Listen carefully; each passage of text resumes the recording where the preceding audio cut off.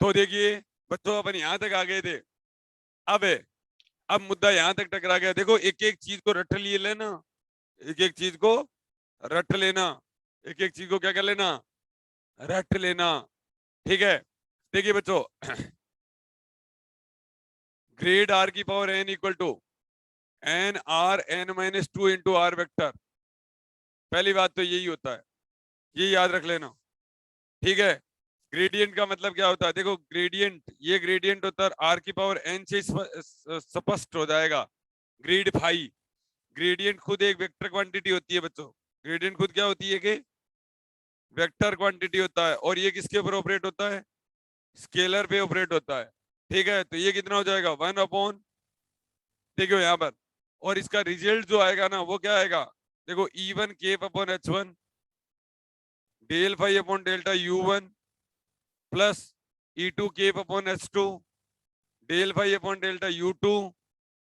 ठीक है, और plus E3 cap upon S3 और del phi upon delta U3। ठीक है, ये आएगा। समझ में आ गया तुम्हारे? आया क्या? ठीक है, अरे आया क्या? ठीक है, ये बच्चों इन जनरल फॉर्म में है ये ग्रेडियंट फाई। ये क्या है? इन जनरल फॉर्म में है ये। E1 cap H1 del phi upon delta U1 delta U2 delta U3 delta U4, जो भी है लिखा मैंने। समझ में आ गया दिमाग? अब ये थोड़ा सा आगे बढ़ाऊंगी नहीं बढ़ाऊं, मेरे को तो डर लग रहा है। मैं बढ़ा तो सकता हूँ। ठीक है, बढ़ाऊंगे आगे। ठीक है, देखो बच्चों, बढ़ाने की बात ये है इसके अंदर, ये परसों क्यों आई आज? इसके दौरे पड़ेंगे। हाँ, देखिए बढ़ाने की बात ये आती है बच्चों। देखिए छोटा सा बता ही देता हूं आपको।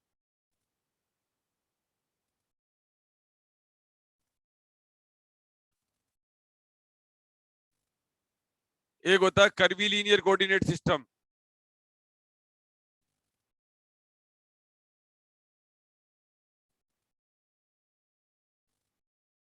नहीं बढ़ा रहा, डर लग रहा है मुझे। हाँ, मुझे क्या लग रहा है? डर लग रहा है, इसलिए मैं नहीं बढ़ा रहा बच्चों। तो आप देखिए ग्रेड ऑफ आर की power N equal to, grad of R की power N equal to N R N minus two into R vector ही याद करें आप। ठीक है, समझ में आ गई दिमाग? ठीक है, अब जैसे अच्छे अच्छे सवाल आ गए आपके पास में। ठीक है, जैसे सपोज करो इसी फॉर्मूले के ऊपर आर यहाँ पर क्या है बच्चों? आर यहाँ पर देखो, आर वेक्टर होता है पोजीशन वेक्टर। आर वेक्टर क्या होता है? पोजीशन वेक्टर होता है। स्थिति सदिश होता है। क्या होता है? स्थिति सदिश होता है पोजीशन वेक्टर, आर वेक्टर। और मोड ऑफ आर वेक्टर को आर लिखते हैं। ठीक है, that is under root of x square plus Y square और प्लस कितना हो जाएगा? जेड स्क्वायर लिखते हैं। समझ में आ गया? तो ये यहाँ पर मोड ऑफ आर वेक्टर को लिखा जाता है। ठीक है, इसका मतलब ये होगा इस फॉर्मूले के ऊपर अगर ऐसा कोई सवाल दे दे आपको और पूछ ले बच्चों कि ग्रेडियंट ऑफ आर का वैल्यू बताओ। ठीक है, ग्रेडियंट ऑफ आर का वैल्यू बताओ, तो एक तो आप ऐसे करते I cap del by delta X और J cap del by delta Y और डेल बाई डेल्टा जेड। एक तो आप ऐसे करते। ठीक है, और आर का value under root of x square plus Y square और प्लस कितना लिख देते? जेड। ठीक है, तो यहां से देखो बच्चों, मैं करता i cap del by delta x करता तो पहले तो इसका करता, और ये आ जाता X square plus Y square plus Z square की पावर 1/2 है ना, तो माइनस 1/2 आ जाता। और फिर इसका क्या आता? 2x आता। और ऐसे ही वाई के साथ आता, और ऐसे ही क्या आता?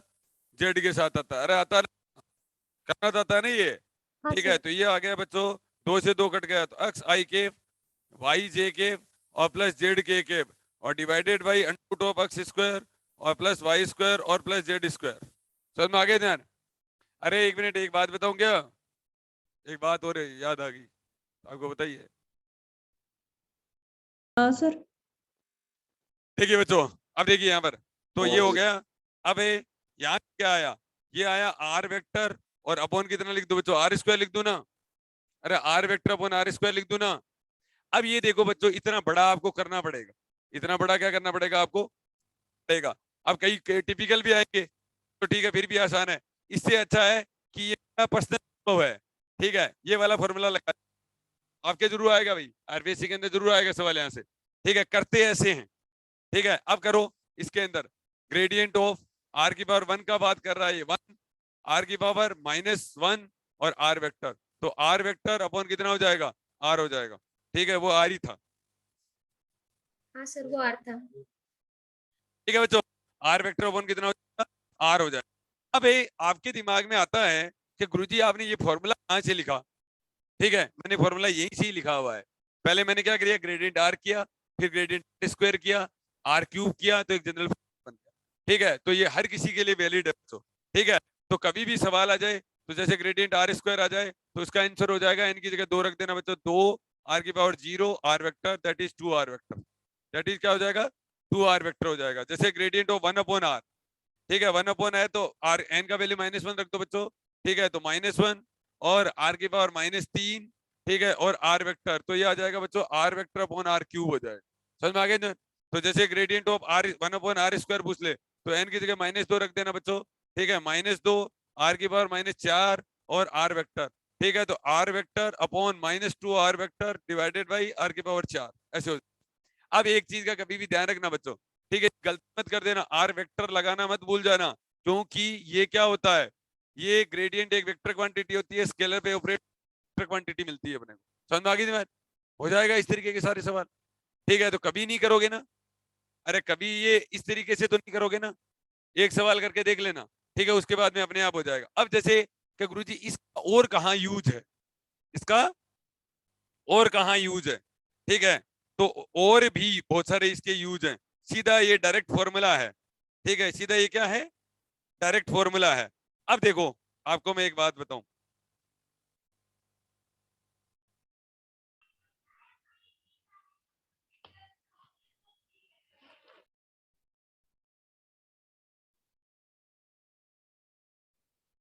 अब देखो बच्चों, जैसे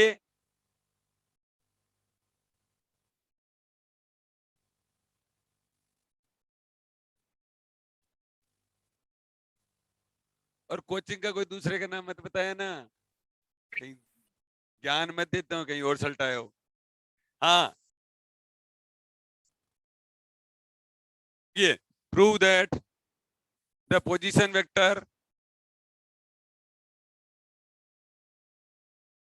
वेक्टर, कितने लोगों में फर्स्ट ग्रेड के लिए कंपटीशन सॉरी कॉन्फिडेंस आया है, क्या यार गुरुजी कर देंगे, इतना हार्ड नहीं था जितना पहले सोचा था। आजकल ये प्रीति और गुरप्रीत भी अच्छा काम करते हैं, अभी तक तुम्हारे में नहीं है। ओएस बघेल सर, करो तो यार, ऐसे तो खड़े हो जाना चाहिए। एह, ऐसे क्या करते हो, कल करना, कल दोबारा पूछूंगा ये बात।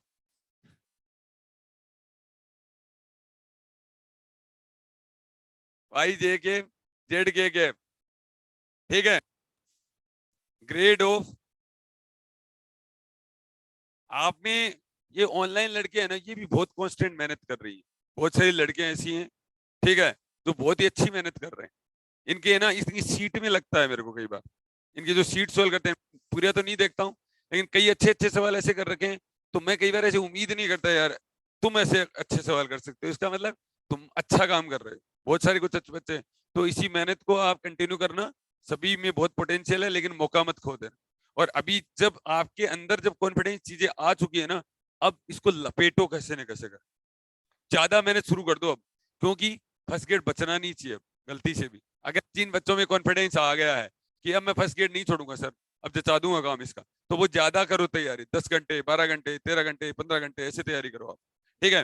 देखो बच्चों, ग्रेड एल एन आर और equal to R vector upon R square, ये आपको क्या करना, प्रूव करना है।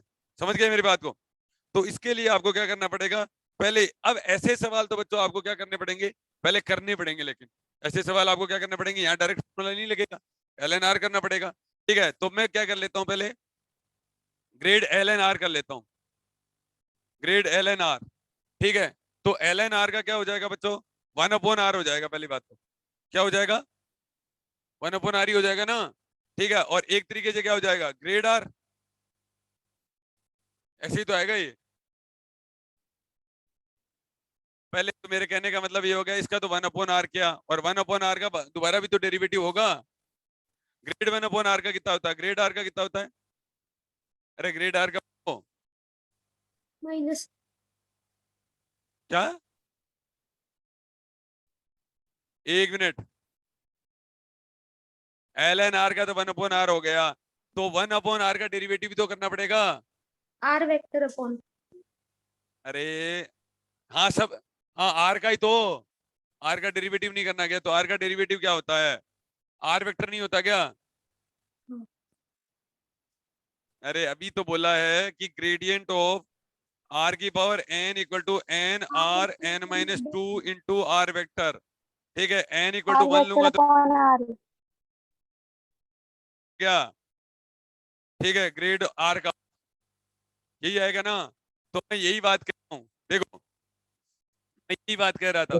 अब एक तो ये होता है, इसको बड़ा करो आप, ठीक है, आपके पास फॉर्मूला है, तो भाई मेरी सिंपल सी बात ये है कि अच्छा वैसे बताता हूँ आपको, ग्रेड ऑफ ln, ठीक है, अरे तुम मेरे जो अगर मेरे से पढ़ लिए ना तो फर्स्ट ग्रेड चलता दोगे भाई लोग।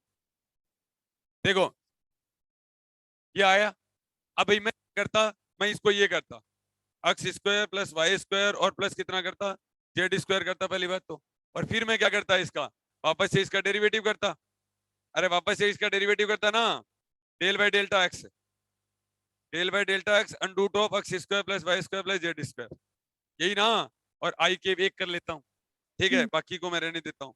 तो ये आता 1/, X square plus Y square plus Z square, अब इसका पावर करते तो 2x आता, सॉरी 1/2 1/2, हाँ 1/2 आता, 2x आता, और और अपॉन आई केप भी आता, और ये भी तो आता, -1 में हाँ पावर नीचे under root of x square plus Y square plus Z square, हाँ सर ये आता, दैट इज ये आता था एक्स आई केप और divided by r square, divided by r square sir r square आ जाता, हाँ क्या आ गया, तो ये वाई जे के आता, जेड के आता, के आता, आ जाता इस तरीके से आर वेक्टर बना।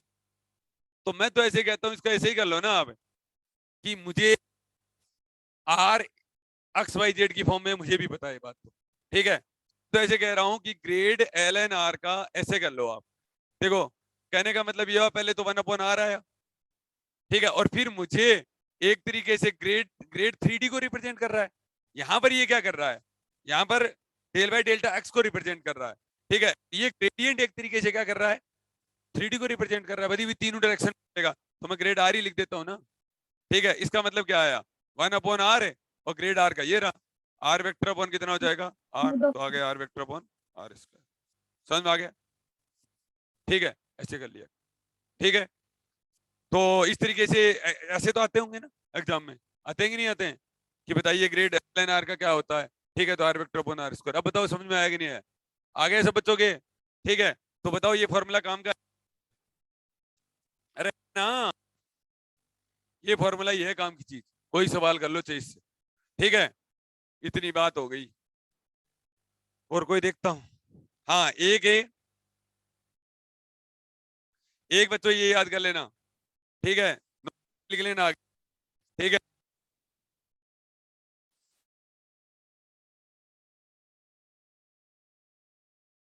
अरे प्रीति समझ में आ गया ना,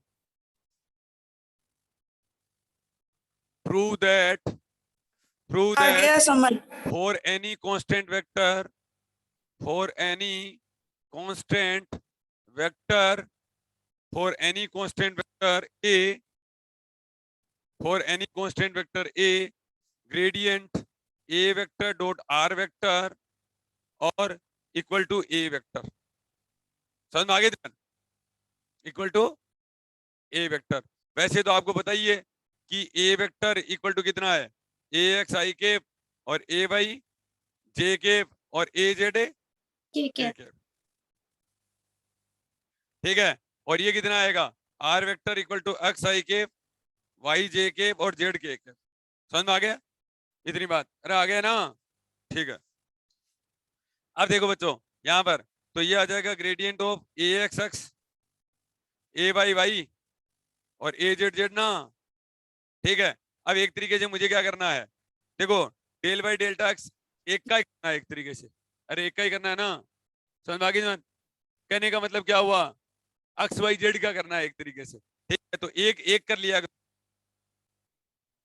करो और इसका कर लिया करो ए एक्स आई के और ए वाई जे के और ए जेड के सॉरी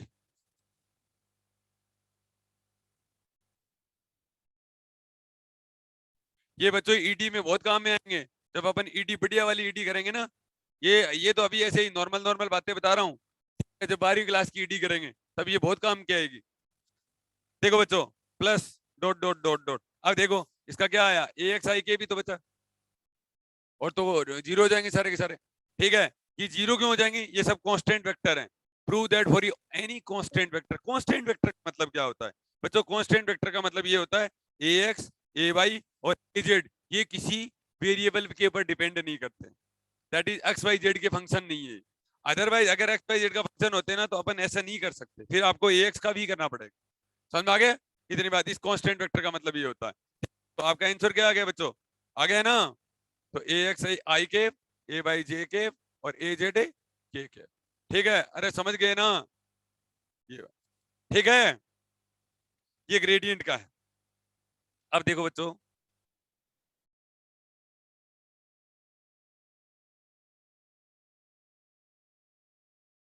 समझ में आ गया, आ गया। अब ग्रेडियंट निकाल लोगे, ठीक है। कुछ सवाल दे दूं क्या, ठीक है, होमवर्क दे दूं। देखो find the gradient of following function, find gradient of the following function, find the gradient of the following function f x y z, ठीक है बच्चों। x square Y cube Z 4 सीधा बता सकते हो क्या, ये तो दिख ही रहा है बच्चों। 2x आई के 3y स्क्वायर जे के और 4z क्यूब के, अरे बोलो हाँ, ठीक है ना, सीधा किया है मैंने। एक दूसरा मैंने बोल दिया X Y Z equal to, अब की बार किससे पूछो बताओ, कौन देगा रिप्लाई, जल्दी बोलना, सारे एक साथ मत देना लेकिन, एक बोलेगा कोई एक। स्क्वायर वाई क्यूब जेड 4, ठीक है, सीधा डायरेक्ट बोलना है। अश्विनी तुम बोलो 2x Y cube Z 4 I K plus 3y square X square Z 4 J K plus 4z cube X square Y cube और के। अब देखो बच्चों ये था पार्शियल डेरिवेटिव, ऐसा होता है पार्शियल डेरिवेटिव, ठीक है। जिसको डेल बोलते हैं ना वो डेल ये होता है जिसके अंदर कुछ चीजें बाहर आई, ठीक है, और सिंगल फिजिकल क्वांटिटी का क्या कर दिया, डेरिवेटिव कर दिया, ठीक है। अरे समझ में आ गया क्या। तीसरा f x Y Z equal to, ये तुम खुद करना, f x Y Z equal to e की पावर एक्स साइन वाई, ठीक है, और l n z sine y l n z कर लोगे, ठीक है क्या। अरे ऑनलाइन वाले बोलो कर लेंगे सर। सर कर लेंगे। समझ में आ गया ना। Yes sir. अब देखो बच्चों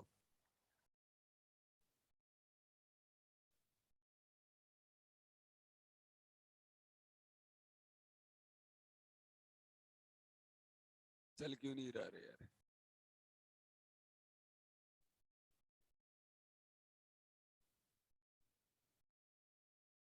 अरे लोकेश है, ये चल क्यों नहीं रहा, सेल ही नहीं है इसमें, ठीक है चल गया। हाँ देखिए अब बच्चों कहने का मतलब ये हुआ कि मैं कोई वेक्टर क्वांटिटी दे देता हूं आपको, मैं क्या दे देता हूं, ठीक है, वेक्टर क्वांटिटी दे देता हूं। अच्छा ऐसे ही कोई ऐसे ही नॉर्मली एक सवाल करें, अच्छा सवाल कर लेते हैं, क्या करें, अच्छा सवाल कर लें। मैंने कोई दे दिया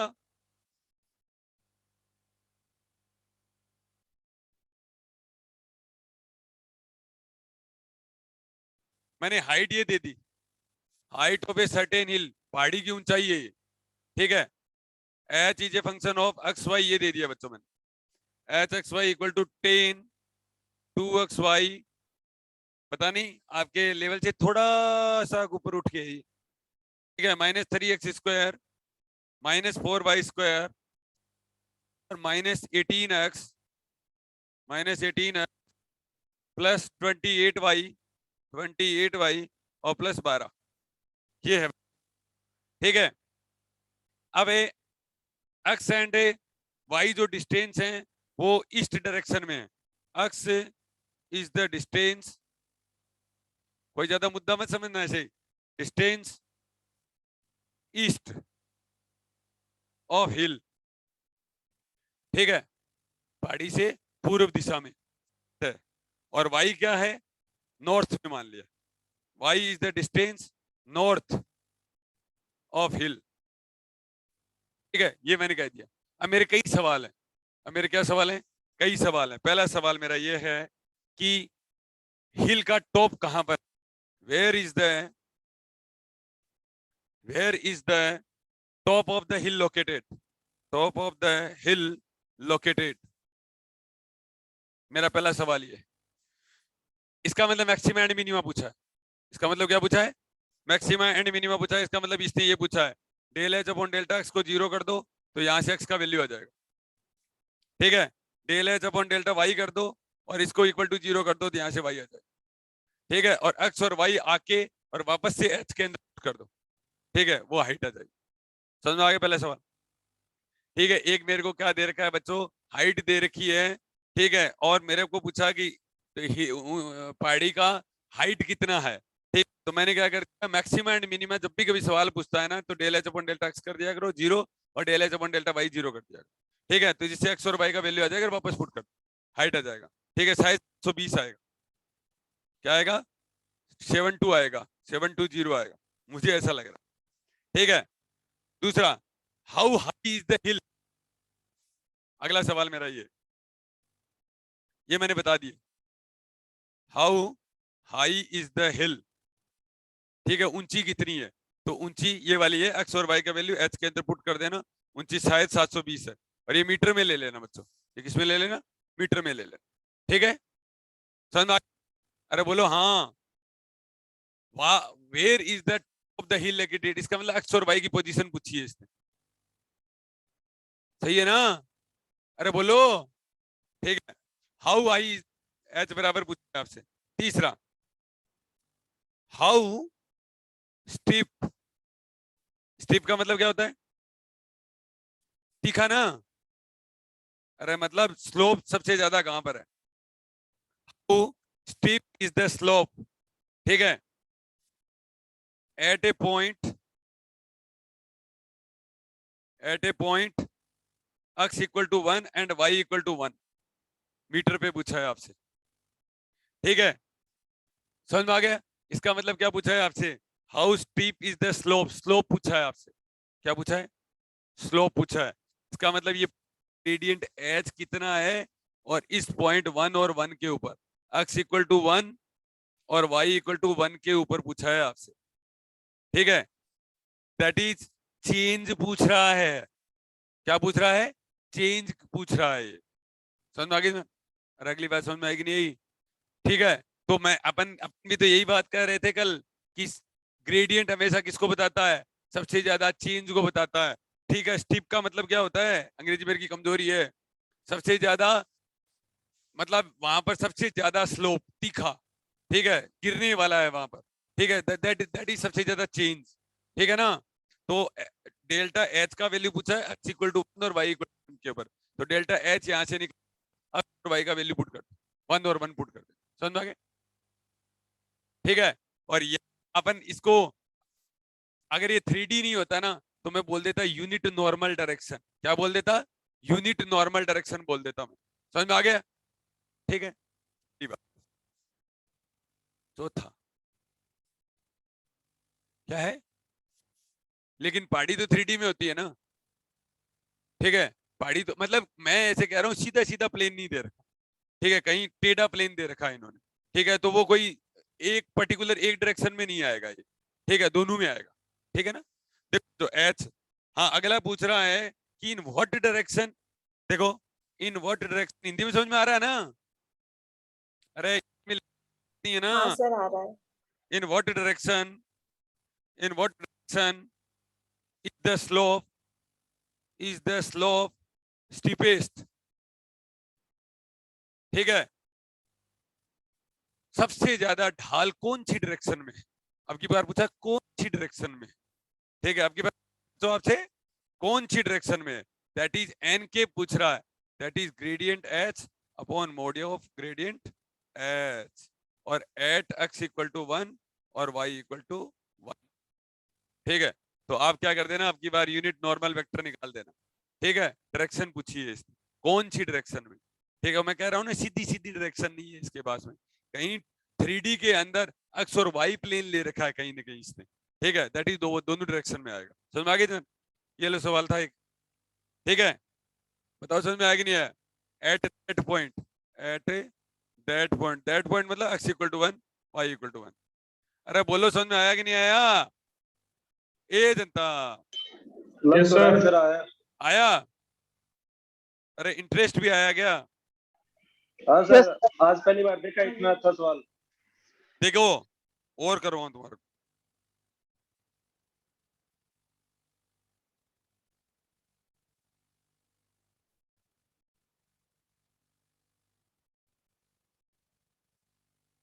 एक बार अपने आप को रोके रखना, रोके रखोगे ना?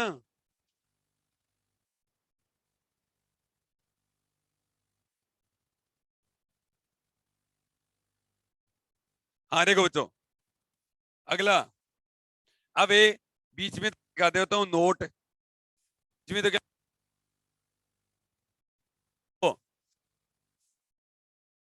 Unit normal vector is given by, sorry, normal vector is given by, normal vector for any plane is given by, ठीक है। कोई सरफेस की इक्वेशन दी हुई आएगी, लेकिन प्लेन बोल रहे हैं ना, सरफेस की इक्वेशन दी हुई आएगी, ठीक है। तो ग्रेडियंट फाई पूछा जाता है। यूनिट नॉर्मल वेक्टर का मतलब क्या होता है? ग्रेडियंट फाई पूछा है आपसे, ठीक है। तो इसका मतलब क्या हुआ, आपको ग्रेडियंट फाई बताना है, ठीक है। समझ में आ गया? फाई यहाँ पर क्या है, phi equal to any surface equation, any surface equation, ठीक है। यूनिट नॉर्मल वेक्टर पूछ ले तो एन पूछा जाता है, ठीक है। अगर आपसे पूछ ले कि यूनिट नॉर्मल वेक्टर, ठीक है, और for any plane is given by n के पूछा है बच्चों आपसे, फिर इसका मतलब gradient phi upon mod of gradient phi, ये पूछा है आपसे। समझ में आ गया?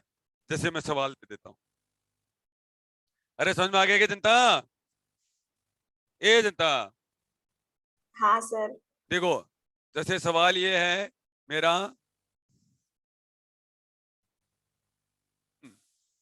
For the function phi equal to x square y plus x y, x square y plus x y, scalar function दिया ना, ठीक है। X square y plus x y, gradient phi, अगले ने ये तो सीधा सीधा ही पूछ लिया, gradient phi at x equal to 1 और वाई इक्वल टू 1। एक बात तो यही पूछ तो कर लोगे, ठीक है। क्वेश्चन नंबर, हाँ देखो बच्चों, अब की बार ये पूछ लिया, the unit normal vector, the unit normal vector, the unit normal vector to the surface x square plus Y square plus Z square, ये किसकी इक्वेशन है? अरे सरफेस की होती है ना ऐसी, अरे सरफेस की नहीं होती क्या? Plus Y square plus Z square 2gx, और वो आगे क्या क्या होता है, ठीक है। हाँ जो भी होता है वो सरफेस की तो इक्वेशन होती है, ठीक है। तो एक्स स्क्वायर प्लस वाई ने जेड इक्वल टू 1 दे दिया, ठीक है। At the point 1 1 1, at the point 1 1 1, इसका मतलब आपसे क्या पूछा है? एन के पूछा है बच्चों, इसका मतलब आपसे क्या पूछा है? एन के पूछा, gradient phi upon mod of gradient phi, ठीक है। अब ये तो क्या आता है यार, इसमें तो ही नहीं, बना लिया करो इसको, फाई बना लेना, phi x y equal to x square plus Y square minus z minus 1, ठीक है, ये वाला इक्वल टू 0। समझ में आ गया ध्यान? कर लोगे ना? ठीक है। बस इतनी हेलो बात बतानी सर, थी। एक छोटी सी बात बताओ। एक छोटी सी बात पूछो। मैं ये कह रहा हूँ कि अपने इसका एन एनकैप निकालेंगे तो इसके अंदर जो ये वैल्यू दी है पॉइंट की अपने को, ये एनकैप फाइंड करने के बाद में पुट करना है या पहले पुट करके फिर फाइंड आउट करना है इसको?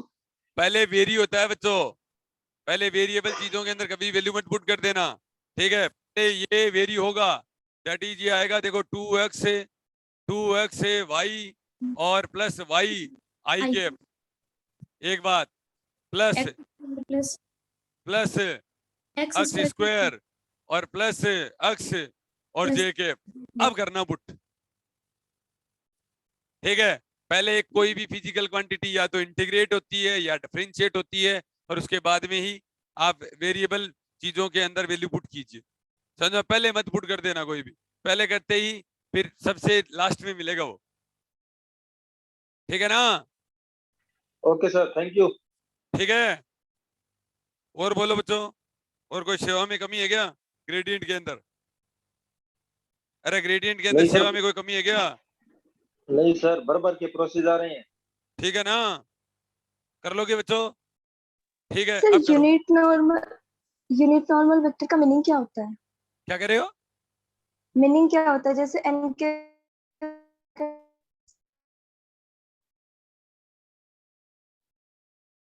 अरे यूनिट नॉर्मल वेक्टर का मतलब ये होता है कि आपने कोई सरफेस लिया है और सरफेस के अंदर सबसे ज्यादा जो चेंज आता है ना, वो हमेशा परपेंडिकुलर टू द प्लेन आता है। इसका मतलब ये होता है, कहने का मतलब ये होगा कि प्लेन आपने हमेशा तक सीधा आज तक, ठीक है। लेकिन कभी भी कोई भी देख लो, जैसे जैसे जैसे मान लो मैंने ये बुक ले ली, ठीक है, तो इस बुक का ये भी एक प्लेन है, ये देखो टेढ़ा किया है, तो ये इस प्लेन का ये डायरेक्शन आ रही है, इसका मतलब ये डायरेक्शन एक पर्टिकुलर डायरेक्शन में नहीं है, बस क्या नहीं है कि किसी न किसी प्लेन वाले डायरेक्शन है, लेकिन ये है तो इसका यूनिट नॉर्मल वेक्टर ही। और घुमा के लाना चाहो तो ले आओ उसको पर्टिकुलर डायरेक्शन में, समझ में आ गया। सरफेस है तो प्लेन है, और प्लेन के अंदर सबसे ज्यादा जो चेंज आता है ना, वो यूनिट नॉर्मल वेक्टर में आता है, अभी लंबवत दिशा में आता है। तो वो पूछ रहा है कि अभी लंबवत दिशा, तो उसको कह रहे हैं एन कैप। उसको क्या कह रहे हैं? एन कैप, चाहे वो 3D में हो और चाहे वो 2D में। प्लेन तो दे दिया अगले ने, समझ में आ गया तुम्हें। एक होता है बच्चों डायरेक्शनल डेरिवेटिव, एक क्या होता है? Directional derivative. उसका मतलब ये होता है कि आपने किसी भी डायरेक्शन में आपने ग्रेडियंट निकाला है, उसको पलट के पर्टिकुलर डायरेक्शन में ले आओ, डॉट प्रोडक्ट करना होता है। समझ में आ गया? समझ में आ गया क्या? ठीक है, डायरेक्शनल डेरिवेटिव का मतलब in that direction, in that direction, ठीक है ना। ये बाद में करवाते हैं। अरे समझ में आ गया क्या? और पूछो, अरे और पूछो जनता। ये पूरा करोगे ना? अरे पूरा करोगे क्या? पूरा मतलब मन से करोगे कि बिना मन से? मन से का मतलब ये होता है करते जाना, कहीं कोई मैंने डायरेक्ट बात नहीं लिखा दी हो, और तुरंत पूछ लेना, यही था ना।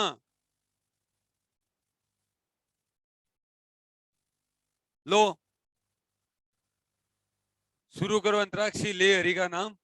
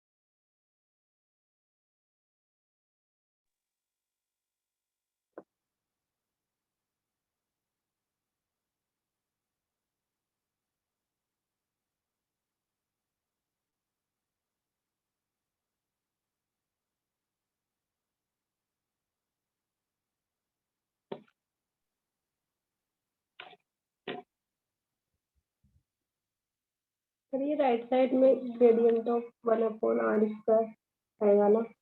हाँ, ये 1/r² है। ठीक है। हाँ,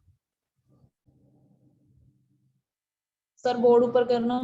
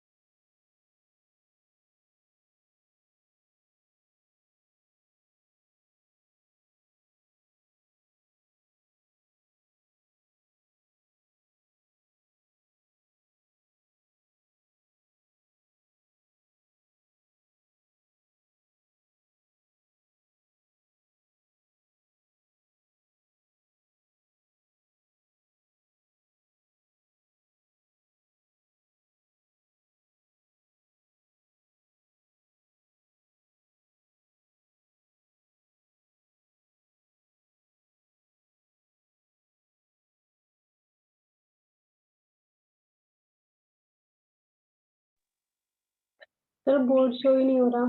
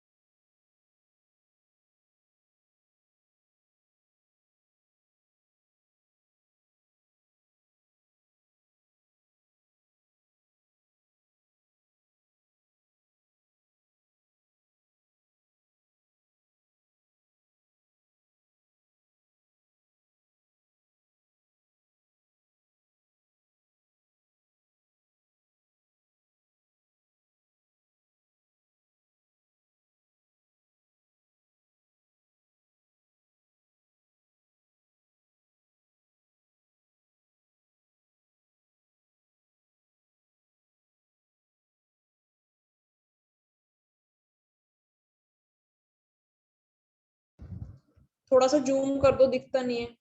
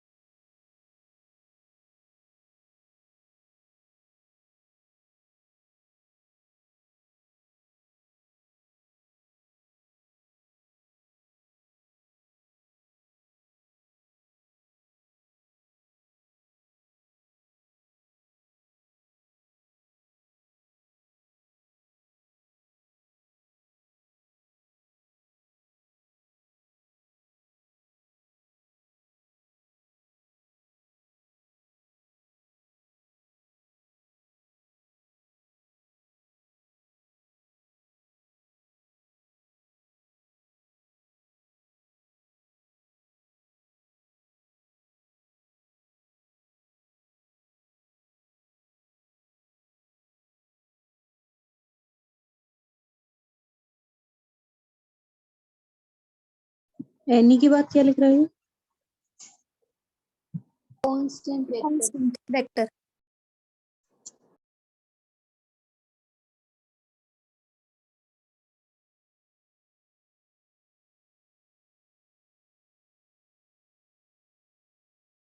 इसको थोड़ा सा जूम करना।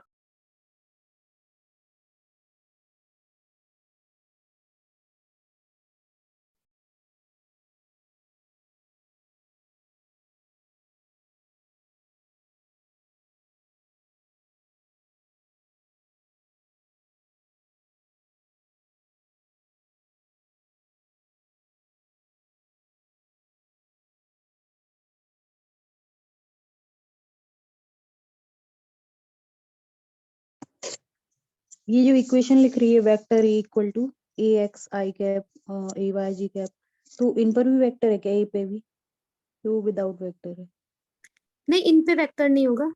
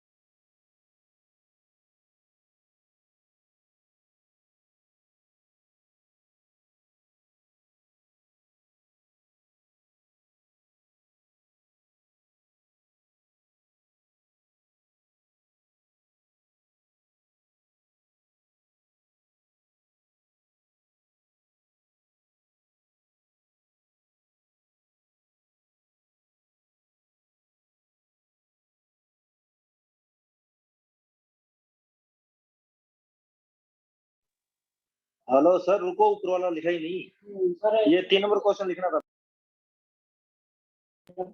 हाँ, इतना सही।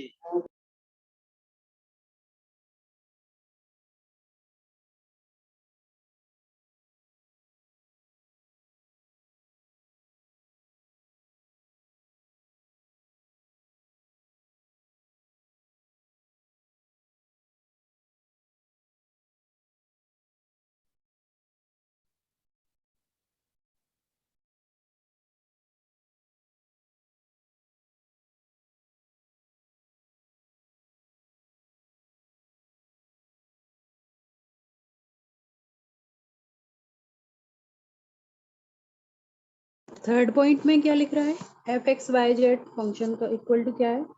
e की पावर x हाँ, sine y ln z sine, y y ln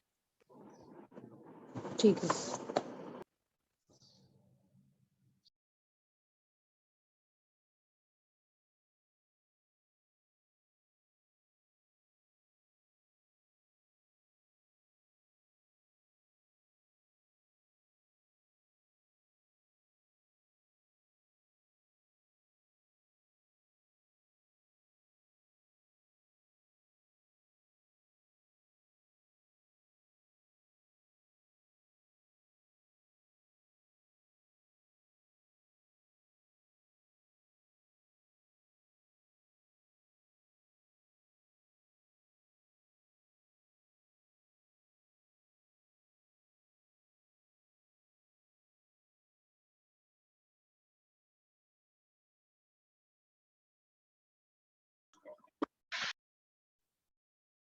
ए जनता,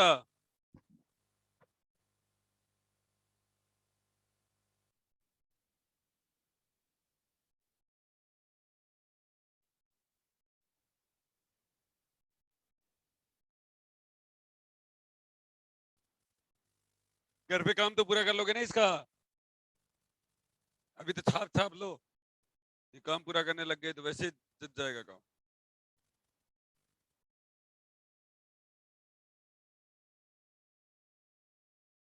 सर इसमें जो पहला क्वेश्चन है उसके लिए del h upon del x equals to 0 करना है ना? हाँ, del by del x equal to 0, del by del h y equal to 0, x और वाई का वैल्यू आ जाएगा। मैक्सिमा एंड मिनिमा जब भी पूछता है ना तो इस तरीके से करते हैं सवाल।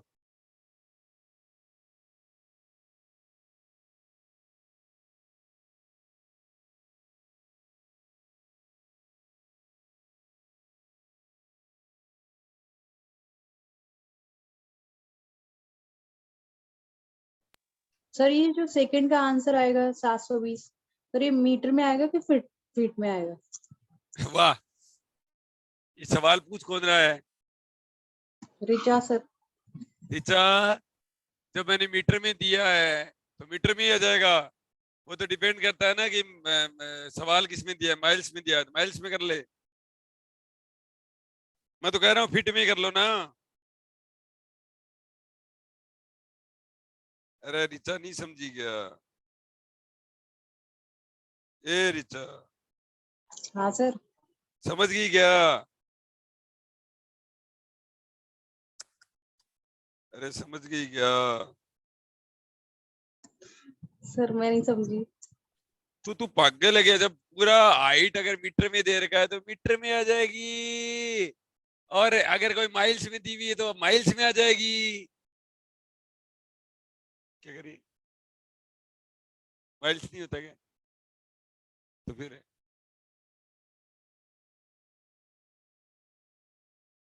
वो एक ही बात होती है, मील MWL MILES माइल्स। अरे जो भी है, जो भी जिसको बोलते हैं अपन, ठीक है, मुद्दा ये नहीं है, मतलब एक दूरी की यूनिट है। अरे गुस्सा तो इसलिए कर रहा हूँ ना, बोल नहीं रही। आदमी को तुरंत बोलना चाहिए ना। रिचा बोलते, अब देख अब नहीं बोल रही। नहीं, हाँ सर। दमादम दमादम खाम खत्म करे। सर वो लिख रही थी मैं। अरे तुम 2-3 दिन पेट्रोल में रहो। फिर सर आप आग लगाओगे क्या? आग लगी पड़ी है अपने आप ही। एवरेज में लेके आएंगे सर। अरे भाई, आग तो कोई लगा जाएगा, आप जंग जाओ तो उतर सही जाएगी, पेट्रोल में। जंग उतर जाएगी पेट्रोल से। हाँ, सर ये फोर्थ क्वेश्चन है, in one direction is the slope, फिर बाद में क्या लिखा है? तो कहाँ लिखे, कॉपी में लिखो, स्टीपेस्ट। स्टीपेस्ट।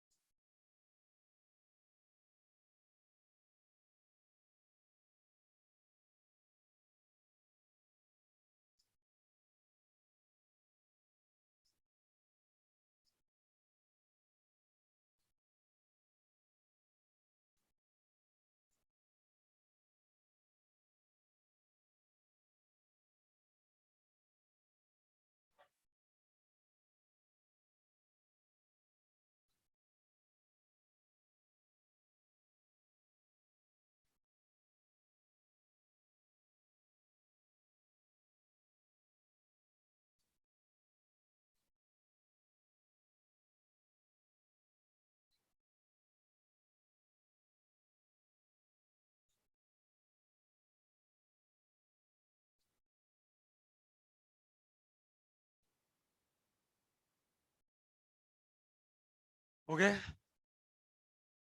सर नीवा भी कब तक कर लोगी?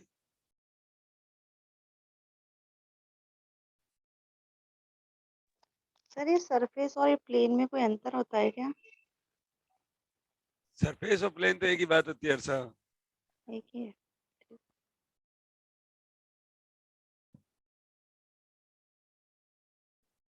एक ही होती है ना, एक ही होती है, रक्षिता भी कह रही है। अरे कृतिका, तेरे समझ में आता है कि नहीं है? तू कह रही थी मैं आऊंगी मंडे से। हाँ सर, तबीयत खराब होती है, आऊंगी सर। क्या करिए? हो गई ना खराब है? हाँ, सही है। सर हो गया। अरे सर सच में हो रही है। अच्छा ठीक है।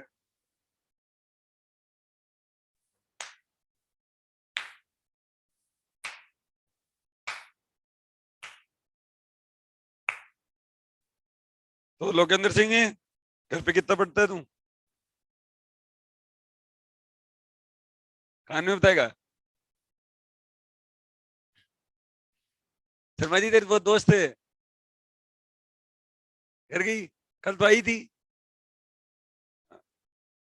बस गया, एक दिन आती है एक दिन जाती है।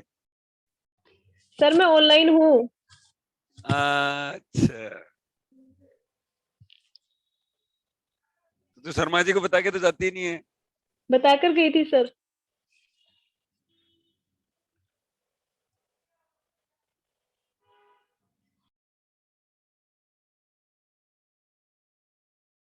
वो लड़की तो दिखी नहीं। वो क्या नाम था उसका? अपनी एक बार डिबेट चली थी, मनमोहन सिंह को अच्छा बता रही थी। क्या नाम उसका? समीक्षा। वो नहीं आएगी। बच्चे बता रहे बेचारे क्या क्या तैयारी करें, कभी कुछ करने लग जाते, कभी कुछ करने लग जाते। इनकी जिंदगी में कई एग्जाम है। भावना तू कितना पढ़ती है?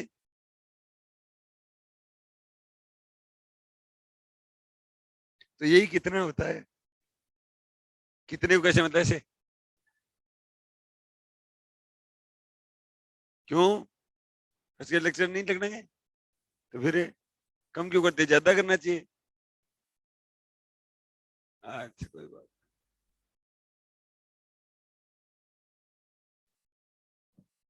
कोई 10 घंटे से कम मत पढ़ा करो। कहीं हंस रहे हैं कि 10 घंटे, जैसे ऐसे बात कर रहा है जैसे 10 मिनट हो।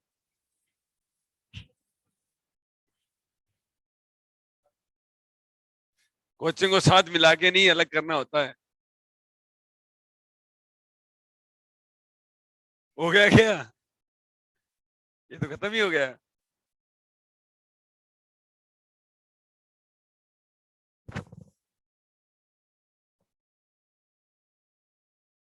मनीषा तू कितने घंटे पढ़ लेती है?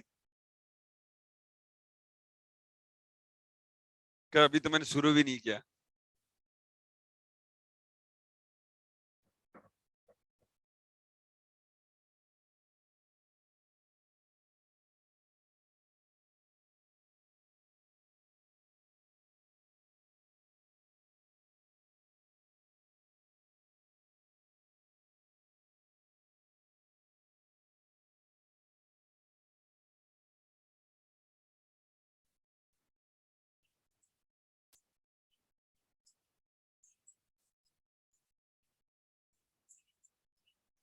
अरे तुम हमारे वीडियो देखते हो नहीं देखते हो रे?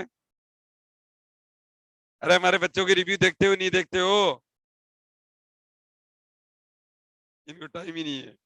सर सर देखे भी थे, लाइक भी भेजे थे। गोलू भैया का देखा था।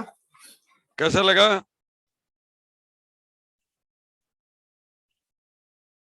गोलू भैया कैसा लगा? अच्छा था सर, एकदम ऐसे शांति से बता रहे हैं सारा कुछ। तो तुम कब बनाओगी? बना दूंगी सर, हैं? बना दूंगी संडे को। ऐसे तो तू मोटिवेट करती रहती है लोगों को। प्रीति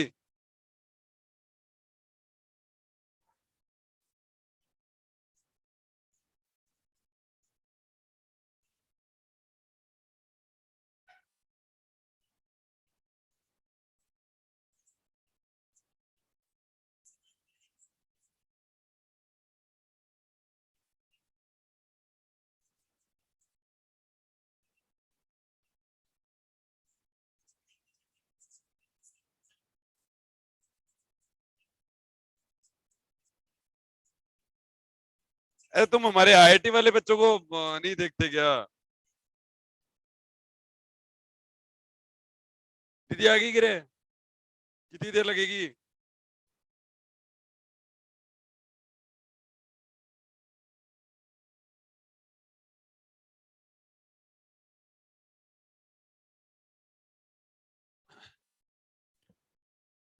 हाँ देखिए,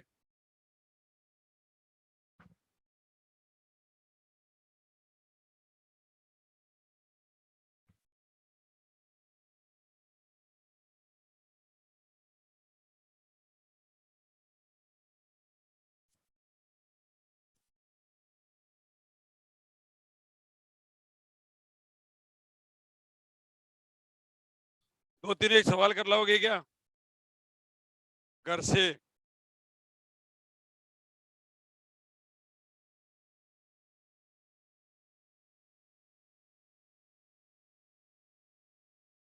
अरे घर से दो तीन एक सवाल कर लाओगे क्या? हाँ सर।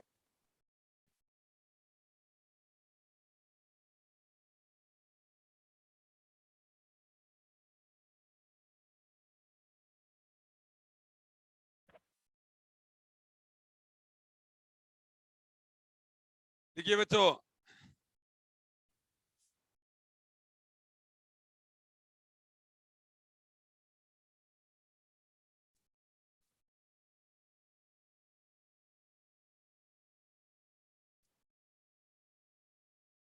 देखिए 5xyz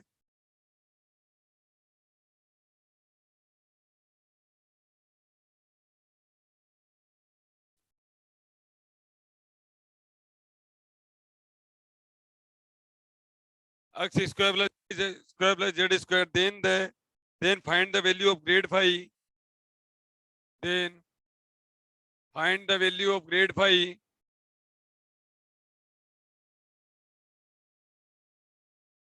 find the value of phi at the point 1 2 3, at the point 1 2 3। अरे at the point 1 2 3 कर लो ना, ये बोल ही नहीं रहे कि तेरे जैसे मास्टर बोल दे क्या? यस सर, कर लेंगे। क्या कह रही है छुरियो? कर लाएंगे। कर लाएंगे अच्छा सर। ठीक है, लिखिए तो the potential function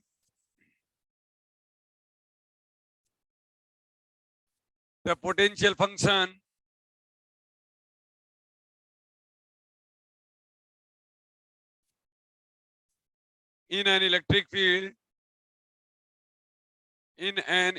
field is given by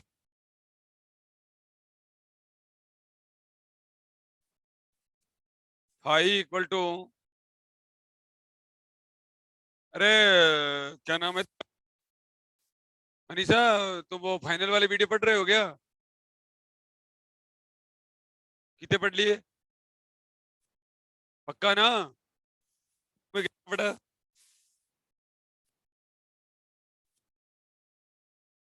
दो में क्या क्या पढ़ा? टॉपिक का नाम बताना।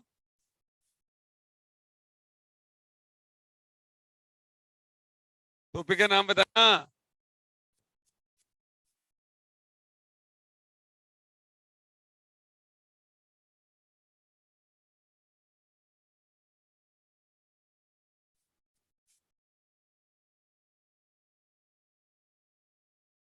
आज तो अपना भी काम हो गया। मीटर देखो बच्चों, E equal to minus gradient phi, ये लगाना है E equal to minus gradient phi. अरे लगा लोगे ना?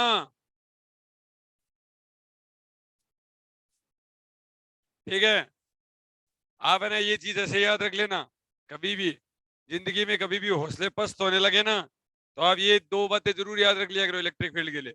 Curl of E equal to 0, और हमेशा ग्रेडियंट का पोटेंशियल भी 0 के बराबर होता है, तो इससे आ जाएगा E equal to minus gradient भी।